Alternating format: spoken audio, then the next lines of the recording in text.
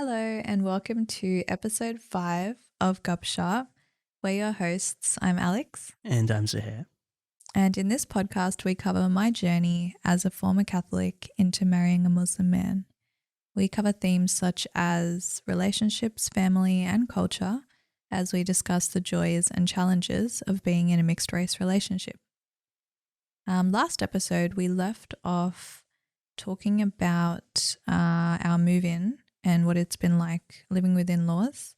And in this episode, we'll go into my first experience with Ramadan, which happened just a few weeks after we moved in to your family's house. Yeah, that was like roughly around the time that Ramadan started.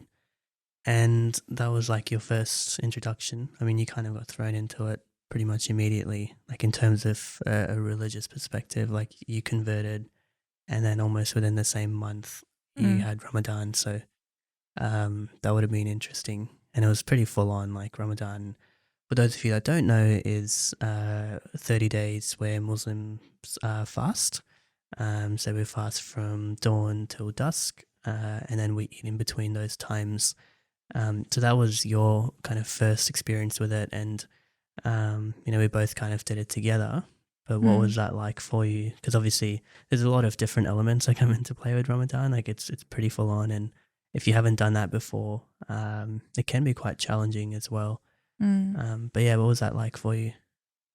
Well, it wasn't as difficult as I thought. Like when I knew like what it involved, basically fasting. And I thought it sounded like pretty much impossible to go that long without, food and water. But it is pretty doable. So your family asked me if I wanted to fast with them, and that involves basically waking up pretty early. I think it was around 5 at that time.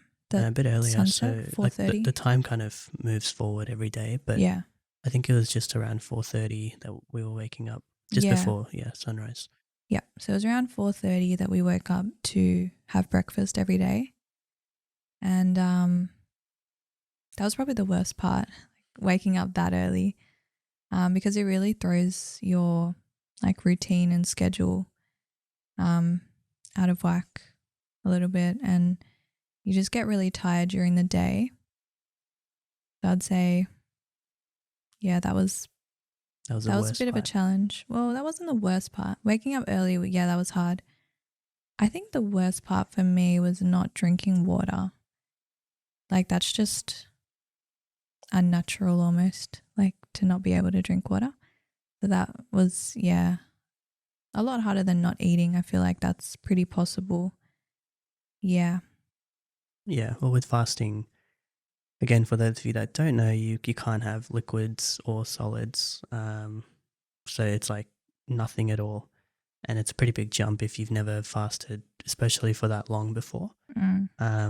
But yeah, we were waking up at 4:30 a.m. and then we'd kind of have a big feast in the morning. And Eggs. We'd have fried eggs like every day, and your mum would make roti as well most days, or toast and tea.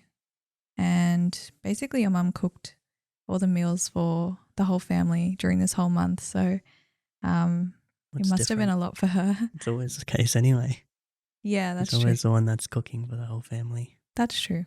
But it's like, I guess it's even more difficult when you think about the fact that she's also fasting, and then she needs to like prepare the food for the iftar time as well. And that's like hard work, I guess, to make a meal every day. And it's like a lot of food as well that we eat in the to break the fast.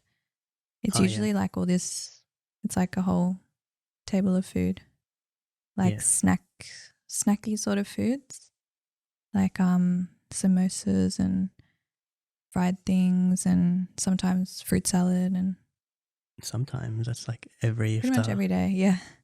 But there's like certain foods that are like pretty typical of like iftar food. Yeah, like well, those like ones. especially in our culture, like the fruit salad is like a staple. That's Mm. like been ever since I was a kid. That's been kind of made at iftar. Um, but yeah, like we have a big feast just before or no, just after sunset, um, and that's kind of when you break your fast. Mm. But we fasted for approximately I think 1 week or a week and a half, and then we had our honeymoon. We went to I think it was 2 Tasmania. weeks Yeah, two that we weeks. fasted. Yeah, we went to Tasmania for our honeymoon, and then we kind of had no, it wasn't 2 weeks. It was 1 week, and then we went to Tasmania for 2 weeks, and then we came back and we had a week left. Ah, okay, right. Um, Yeah. So basically, only did 2 weeks. yeah, we did 2 weeks in total, and we also had a pretty big break in between because we were traveling. But yeah, the first few days are always the hardest because like it comes around once a year, and then you kind of get obviously you're used to your routine of Mm. like what times you wake up and what time you sleep. But then when you have to wake up at 4:30 a.m. And then you eat immediately, it's very hard to go back to sleep straight away. Although we did usually go to bed straight away. Yeah, there was a few times when I didn't go back to sleep. I would just like I was already pretty awake, so I would just stay up, do some work or something. But yeah, we did go back to sleep usually for like a few hours Yeah. afterwards. Well, we were both working from home at the time. I think you were going in 1 day a week or something like that. Yeah, Um, I think that was a lot easier than what it would be like if we weren't working from home. So I guess I was pretty lucky to be able to work from home during Ramadan. Otherwise, like I did have to go into the office once or twice, and I did think it was more challenging not being at home just because you have to be around other people yeah. and they're like just eating and stuff. And I guess it's just harder to like watch people eat when you Yeah. can't and like drink stuff. Yeah, well, that's the most challenging part because, I mean, we got lucky because we were both at home, and obviously it's an easier introduction to it when you can be at home. It's also just more comfortable. Like you can just have a lie down if you're tired or something. Yeah, but like when I growing up, like obviously I've had periods where I've had to go to school and go to work, like physically in the office, and those were definitely way more challenging than being at home. But at the same time, it was easier in a sense because time goes by faster when you're not at home. Mm, Like especially when I was like going to school and I was fasting, because school is so structured. You'd have your class periods, and then you'd have lunch, and then you have more class periods, then you go home. And time just went by a lot faster back then. mm, Even though it was really difficult because obviously in school, all the kids they eat at lunchtime and they run around and be crazy, and um, you can't really do too much of that when you're fasting, so you kind of just relax and chill a bit. Um, but yeah, for me, I always found it a little bit easier when you did have things to do and you were like out and about, and time just went by a bit faster. Um, Yeah, that makes sense. but yeah, at the same time, it is meant to be a month of, I guess, reflection and being more religious than most people probably would otherwise. But Yeah. uh, how was that for you? Like, it is a very religious month, and then when you have, after you break your fast, we would listen to the radio, and that, but before they would announce that it's iftar time, they would be kind of reading verses, Mm. um, and that's kind Well, of I your. couldn't actually understand anything, but I guess it was the first time that I listened to that sort of thing. Mm, So I just got an idea of what it would be like. Um, and I did get to visit the mosque as well, but we'll talk about that later on. But yeah, I guess like I didn't know how to pray at the time. I don't know yet, but I'm gonna learn. But that's something that you're supposed to do like more often during the month of Ramadan as well. you meant to, yeah, well, obviously the praying 5 times a day, that's still a thing. Mm. Um, but we were just talking about this the other day that you have the nighttime prayers as well, which is called a tarawih, which where you go to the mosque after iftar, and that's when they read like the full Quran Mm. over the 30 days. So that's an additional thing that is recommended, especially for men to do. Obviously, we didn't do it at all this year. But yeah, my family usually does that. And like growing up, we would go almost every day after Iftar to the mosque to do that. Uh, and that's, it's a very sort of different month. Like when Ramadan starts, you know that your life is going to be very different for the next 30 days. Mm. Um, but yeah, it's supposed to like teach you patience and humility, I guess, as well as all the other religious stuff as well. Um, Mm. but I guess in terms of like not eating, was that challenging for you? Like to go from never having fasted for that long, Mm.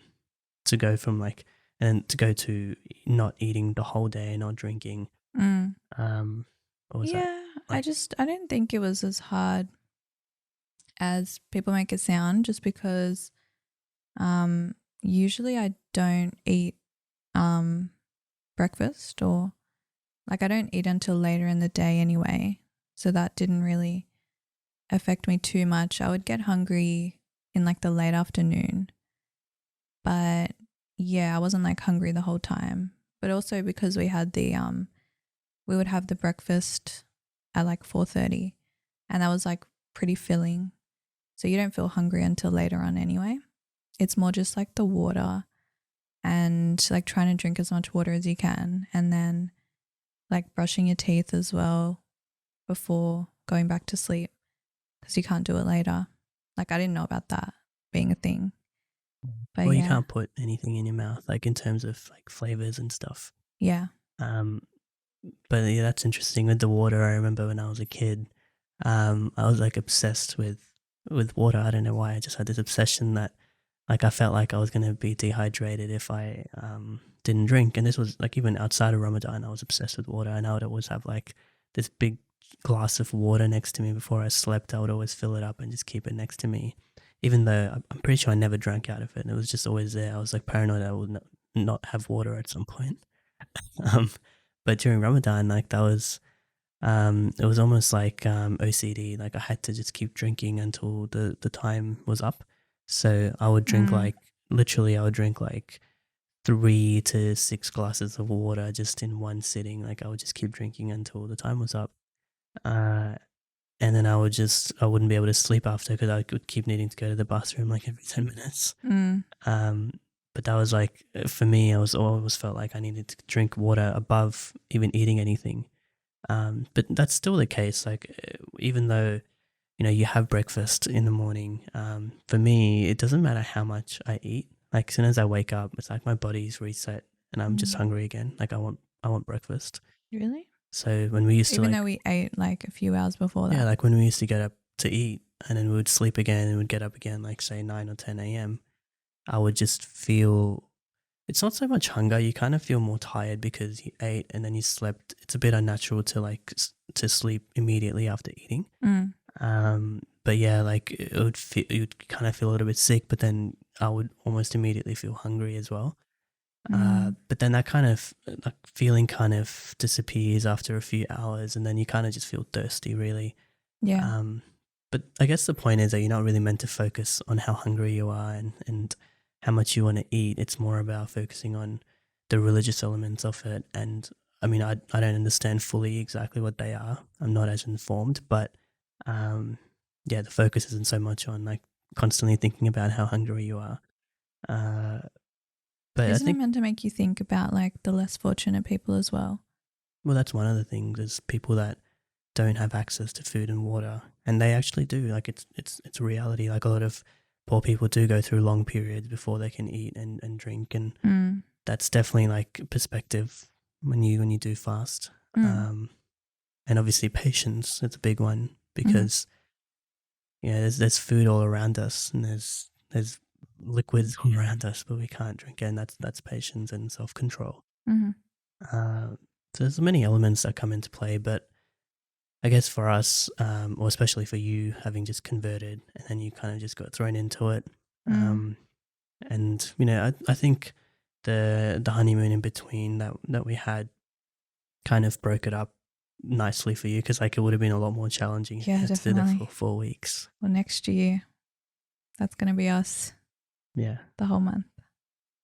Yeah, but I guess you've had a taste, Mm. not of the food, but I the, had a of taste of the the food as Ramadan. well that, Only after iftar time. yeah, I know.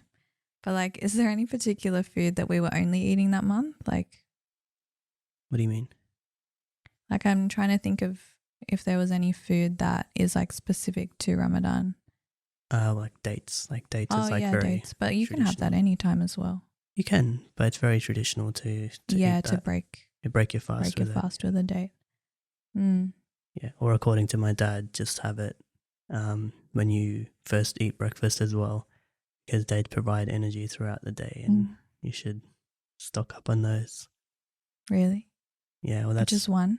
just even if you eat one date, like that's gonna keep you energized throughout the day. But yeah, that's Seems definitely one of likely. the most traditional foods, and obviously we had the fruit salads and samosas and those triangles of spinach and Spinach cheese and ricotta. ricotta, yeah. Mm. And then I love those chicken Chicken. patties. Yeah, yeah, yeah. Those were really nice. Those are good. Um, but yeah, we would like have a feast, and then you like, that's the thing. Like it completely breaks your routine because you have this big feast at like 6 or 7 o'clock or whatever it was, and then you don't feel like having dinner because you've already eaten so much. Mm. And then my mum also Yeah, made because I would dinner. eat a lot. I don't think you're meant to eat that much at iftar, right? No, Because you're supposed to have food later on as well, like a dinner. But I would always just like stock up, and then I wouldn't be super hungry for dinner. well that's the thing. Like I would just treat it like a dinner, and then because like we would go to bed pretty early those days. Uh, you kind of didn't really need to have dinner.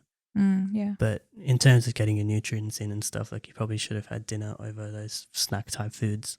Mm. Um, but yeah, it's definitely challenging because like, I mean, after you fasted, even if you eat a small amount, you kind of feel fuller quicker. Yeah, definitely. But Because your stomach shrinks. yeah, but then you kind of you just feel like you have to keep eating because you know that you should be hungrier than you are. Like usually, if you eat a couple of things, you're full. That's kind of when you're meant to stop. But I think mentally you feel like, well, I haven't eaten all day, so I need to eat more. And you kind of Mm. just keep eating, and then you feel really full afterwards. And then you kind of just don't want to have dinner. Mm. But yeah, otherwise, I think the whole experience of Ramadan was pretty positive. Yeah, it was good. You kind of, I actually, I liked it. forgot you also um, I had the got. hijab. Oh yeah, I would wear You the started hijab wearing that. when we were listening to the radio, Mm. waiting for the iftar time. Yeah. It's always like, you always feel like it's getting close. It's getting close to like Yeah. when they'll announce it. And Yeah, then, the line. yeah, just waiting to hear that. But Mhm. you can jump right into the food. But do you understand anything they're saying? Not really, no. But do you know like what verse they're reading from? Or No. it's just It's like, not like a specific verse. Like before they announce when it's iftar, they're kind of just reading wherever they're up to from the previous day. Like it's continuation. Like oh, I see. So they don't say like a particular thing around that time. Like it's just they're reading the they Quran. do. There's like a specific verse that you read before you break your fast. To that one I recognize. They will say that right at the end. Okay. But I mean, before that point, they're just reading from where they're up to because they Mm-hmm. read the whole, all the verses over the Mm-hmm. 30 days. But yeah, that's always blasting in our house. Yep. Iftar time. So you excited for next year's iftar? I am excited Not for the iftar. iftar food. In next year's Ramadan. Ramadan. I just remembered that I actually got sick at one point because I think I was just dehydrated. Do you remember? You got sick. I don't remember Remember? that. As in I couldn't go to the toilet. Oh, you got constipated. Oh my gosh. Do you have to announce it like that? Yeah. Oh my gosh. Yeah, for like several days. And we had to go to the doctor. In the emergency room late at night for something I as actually thought I was dying. I was like, it's not coming out. It's been so long.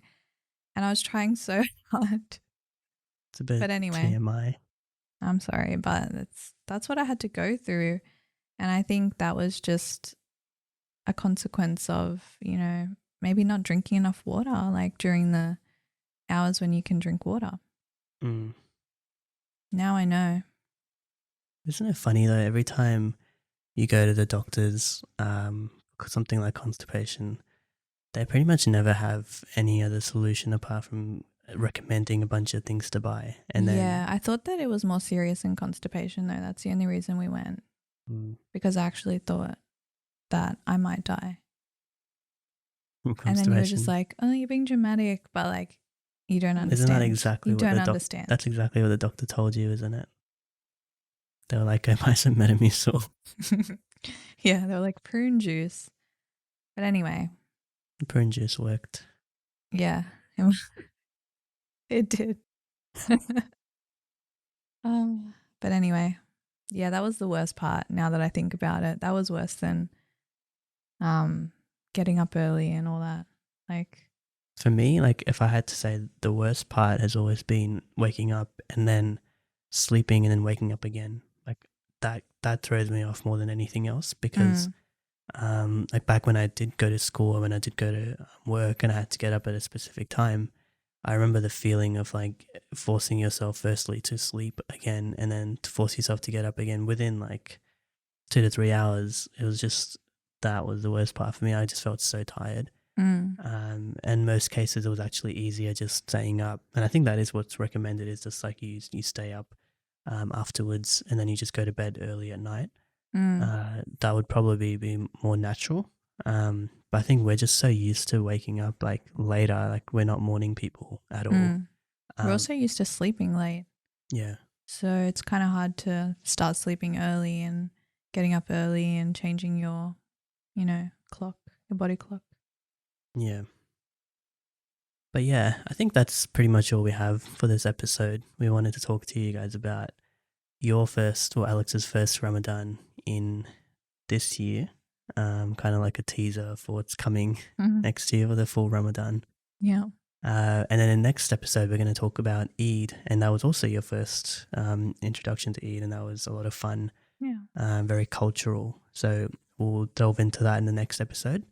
But thank you so much for listening to this episode. If you're enjoying the series, please leave us a review on Apple Podcasts. And we hope we'll see you guys in the next episode. Thanks for listening. Bye. Bye.